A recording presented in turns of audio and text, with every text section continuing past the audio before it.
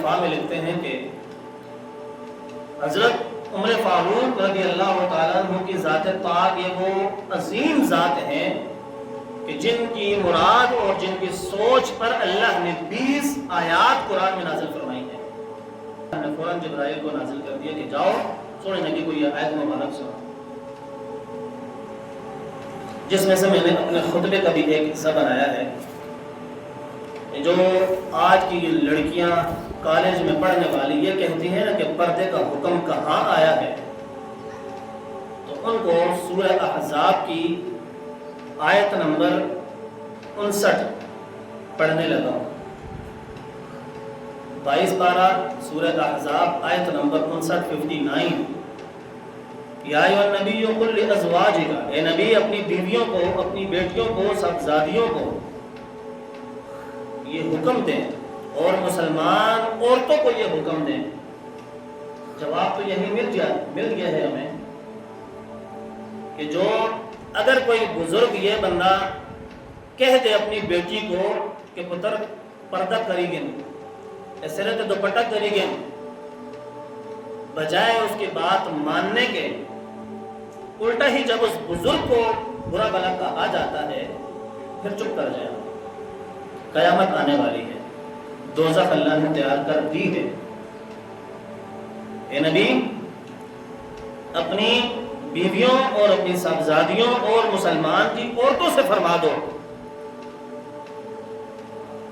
وَنِسَاءِ الْمُؤْمِنِينَ يُدْنِينَ عَلَيْهِنَّ مِنْ جَلَابِيبِهِنَّ کہ اپنی چادر کا ایک حصہ اپنے منہ پر ڈالے رکھیں. یہ جو آج برقع پہنتی ہیں معذرت کے ساتھ آج کے برقعے بھی تباہی کا شکار بنے ہوئے ہیں، جسم کے ساتھ کپڑا لگا ہوا ہے. نقاب وہ ہو، پردہ وہ ہو کہ مرد کی نظر جائے تو کوئی یہ سوال اور یہ خیال نہ پیدا کر سکے کہ یہ کیسی عورت ہے.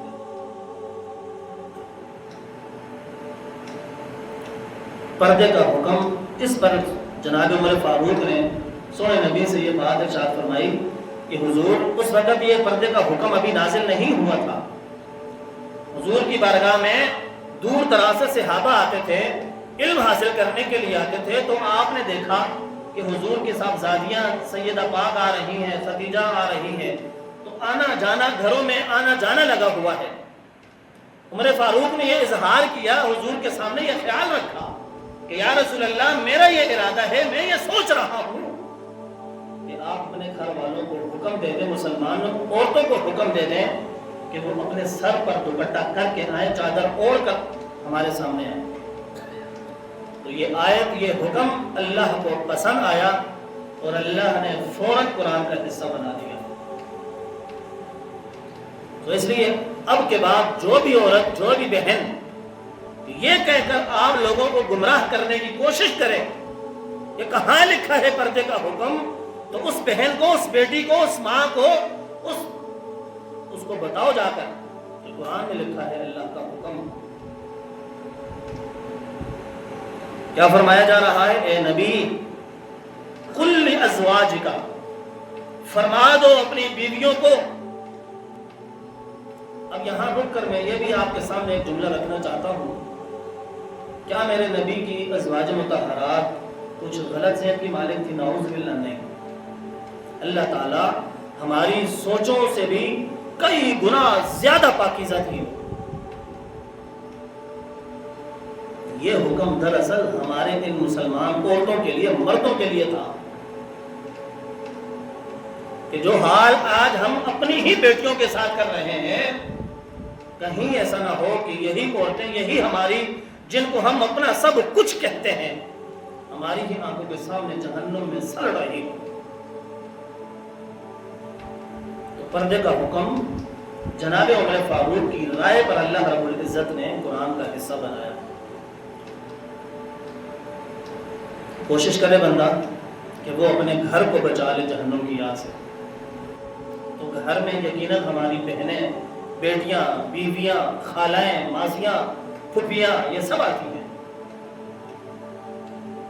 تمہارے ہی سامنے ایک بس حدیث مبارکہ بیان کر کے بات کو ختم کرتا ہوں. ایک دفعہ حضرت عائشہ صدیقہ رضی اللہ تعالیٰ عنہ کی موجودگی میں آپ کی بہن حضرت اسماء بنت ابی بکر رضی اللہ تعالیٰ عنہ حضور کی خدمت میں حاضر ہوتی ہیں. اس وقت ہاتھ سے بنا ہوا کپڑا کتنا کچھ پتلا ہوتا ہوگا بنسبت آج کے زمانے کے. دیکھ لیں اپنے گھروں کے کپڑے, اپنی بیویوں کے کپڑے, بیٹیوں کے کپڑے دیکھیں کس قدر پتلا کپڑا ہوتا ہے. اس زمانے میں حضور کی موجودگی میں جناب اسماء آتی ہیں اور آپ کی آستین قطرے کچھ اوپر تھی, پوری مقدار بیان نہیں ہوئی, قطرے کچھ اوپر تھی. خدا کی قسم حضور نے توجہ ہی پھیر لی ان سے,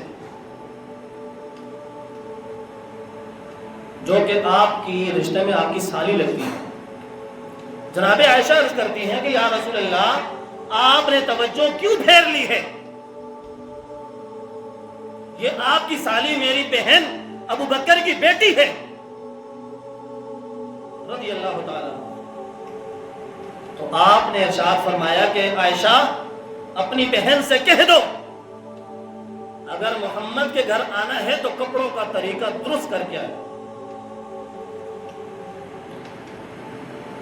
ان عظیم پاک صاف دامن عورتوں سے بھی ہماری عورتیں بلانے ہیں, یا جو ذہن پاک ہمارے نبی کا تھا وہ ہمارے پاک ہیں نہیں ہے. تو اس جملے سے, اس حدیث مبارکہ سے آپ خود فیصلہ کر لیں گھر والوں کے لیے کہ ہم اپنی بچیوں کو ہاتھ پکڑ کر جہنم کی طرف لے کر جا رہے ہیں یا ہاتھ پکڑ کر اللہ کے اور سونے نبی اور سیدہ پاک کے سائے میں لے کر آ رہے ہیں. میرا ہر جمعے کا میسج یہی ہوتا ہے کہ آپ لوگوں کو کچھ علم ملے.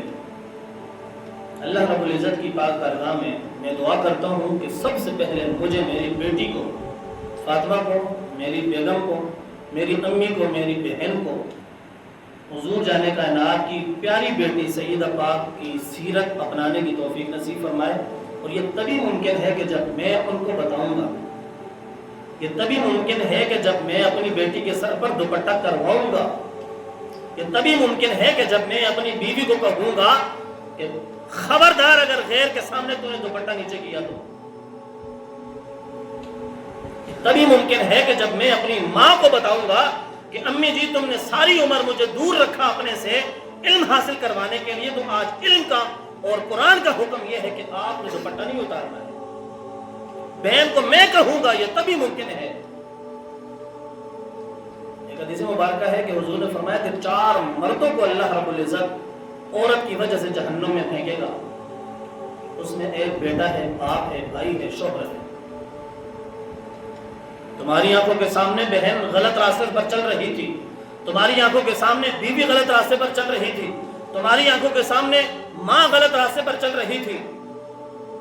اللہ رب العزت کی پاک بارگاہ میں وہ عورت کہے گی کہ اللہ پہلے اس کو جہنم میں ڈال, اس نے مجھے نہیں روکا, بھائی نے مجھے نہیں روکا, شوہر نے مجھے نہیں روکا, باپ نے مجھے نہیں روکا, ان کو پہلے جہنم میں ڈال.